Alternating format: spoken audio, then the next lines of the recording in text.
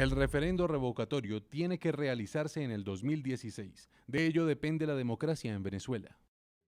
Así lo sentenció el secretario general de la Organización de Estados Americanos, Luis Almagro, en una de sus 8 recomendaciones para superar la crisis en Venezuela. Sin embargo, el presidente Nicolás Maduro de referendos ni de la OEA quiere saber, por lo menos en lo que resta del año. No a la OEA, fuera la OEA de Venezuela y de América.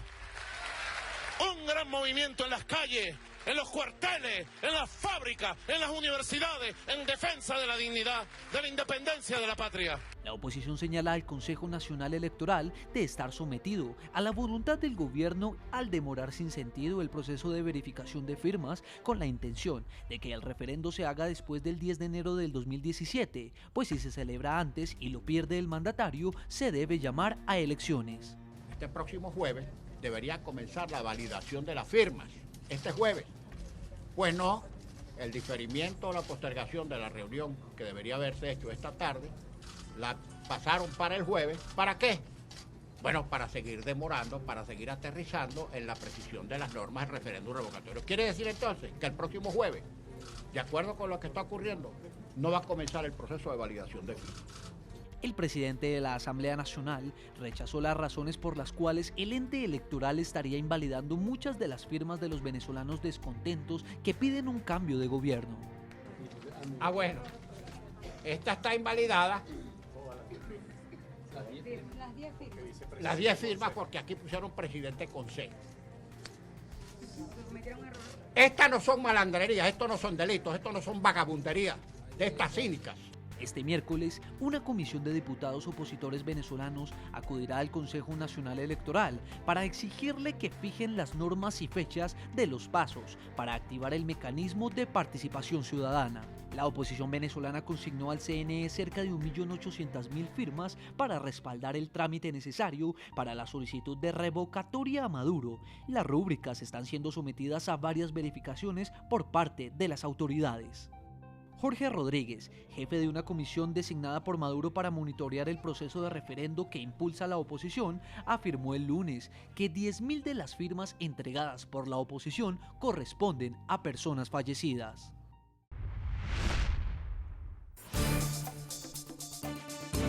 Seguimos en el programa A la Noche, estamos conversando en San José de Costa Rica con Laura Chinchilla, expresidenta, también miembro del Club de Madrid.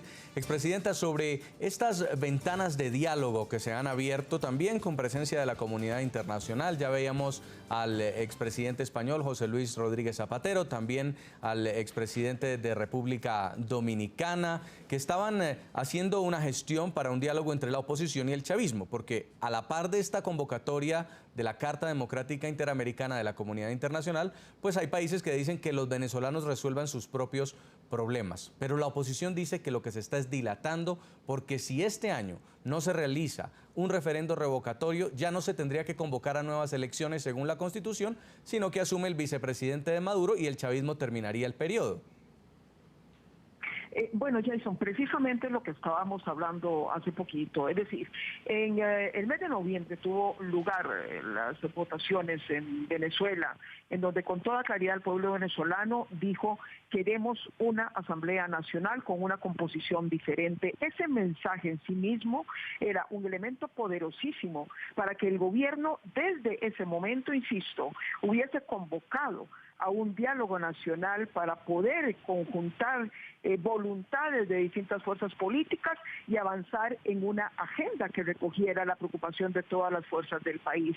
En lugar de hacer esto, el gobierno del presidente Maduro y la Asamblea Nacional saliente corrieron para modificar la composición del Poder Judicial, empezaron a cercenar potestades de la Asamblea Nacional, a desconocer las decisiones que soberanamente la Asamblea había venido tomando, y más bien se ha venido agudizando la polarización de la sociedad venezolana. Entonces, algunos se preguntan cuál es la voluntad real y efectiva de este gobierno de encauzar las condiciones hacia un diálogo. De manera que sí, yo creo que nadie le puede decir que no al diálogo, pero es hora de establecer claras condiciones, límites a ese diálogo que algunos pretenden tenga lugar. No puede jamás el diálogo convertirse el fin en sí mismo y en consecuencia prestarse a que el régimen gane tiempo para impedir realizaciones de referendos y que sea el pueblo venezolano el que de una vez por todas defina qué es lo que quiere para su país. Señor Elash, esta no es la primera vez que oímos hablar de diálogo en Venezuela. Recordamos cómo la vez pasada se sentó Nicolás Maduro con diputados de la oposición, fue un evento en el Palacio de Miraflores, cadena nacional, pero finalmente esto se empantanó y también dilató. ¿Usted cree en esa tesis de dilatar, haciéndose mostrar como mediadores, como gente que quiere dialogar, los chavistas? Mire, Venezuela lleva más de 10 años siendo un gobierno que viola sistemáticamente la Carta Democrática Interamericana, un gobierno que no puede ser calificado como democrático de acuerdo a la Carta Democrática Interamericana. Las leyes habilitantes en Venezuela llevan más de una década, como dije. La falta de independencia del Poder Judicial de Venezuela viene desde el 2004. Los aspectos esenciales de los grandes medios de comunicación, RCTV fue cerrado en el 2007. Es decir, los aspectos esenciales de la democracia ya no están en este régimen por más de 10 años. Y durante esos 10 años, sin duda que han habido muchas poses de sentarse al diálogo por muchos fines distintos, pero que no han llevado a un restablecimiento del orden democrático, que es ese fin al cual apunta la Carta Democrática Interamericana. Entre otros motivos, por el hecho de que el anterior secretario general de la OEA tuvo una labor desastrosa, mediocre, incompetente al mando de ese órgano, y que jamás trajo a la mesa de discusión del Consejo Permanente el asunto. Entonces, eso por un lado. Por el otro lado, este diálogo, al parecer, en este momento concreto, que trata de llegar al año siguiente para que el referéndum no tenga el efecto que tendría en este año de lograr la destitución de este gobierno antidemocrático, entra dentro de la figura del fraude a la ley. Entonces, el diálogo en una situación normal es algo positivo, como el matrimonio en una situación normal es algo positivo. Sin embargo, o el divorcio es algo positivo porque está conforme a la ley si es necesario. Pero cuando el presidente de Guatemala, por ejemplo, se divorció de su mujer con la finalidad de que ella pueda candidatearse a las elecciones para ser presidente, porque había un obstáculo constitucional a eso, señoras y señores, se llama fraude a la ley. Es una sinvergüenzura que hace que ese gobierno sea automáticamente un gobierno antidemocrático, descalificado. Esta operación de divorcio es un fraude a la ley y ese señor debería ir preso.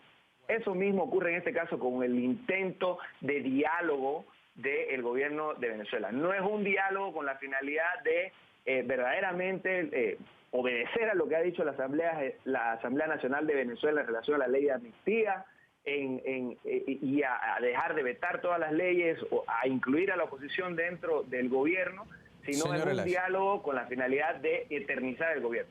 Desafortunadamente se nos ha agotado el tiempo. Este miércoles hay una sesión extraordinaria de la OEA. Esta la convocó Argentina, no es la que va a tener lugar entre el 10 y el 20 de junio, pero vamos a estar midiendo el pulso de la región, del continente, frente a la crisis venezolana y cómo van a votar finalmente en la Organización de Estados Americanos. Yo les quiero agradecer mucho por su tiempo. A usted en Santa Cruz, señor Javier Elash, director legal de Human Rights Foundation, también en San José de Costa Rica, Laura Chinchilla, expresidenta costarricense, y también desde Washington a Jaime Aparicio, expresidente del Comité Jurídico Interamericano de la OEA. A todos ustedes, muchas gracias. Y a todos nuestros televidentes, yo los invito a que nos envíen sus comentarios a www.ntn24.com. Escríbanos en Twitter a @NTN24, @SegurizatyNTN24, @JasonCalderón y @LaNocheNTN24. No importa cuál sea su negocio, siempre habrá una mejor opción. Dutro City de Gino, su gran opción por características y rentabilidad. Gino, soporte total.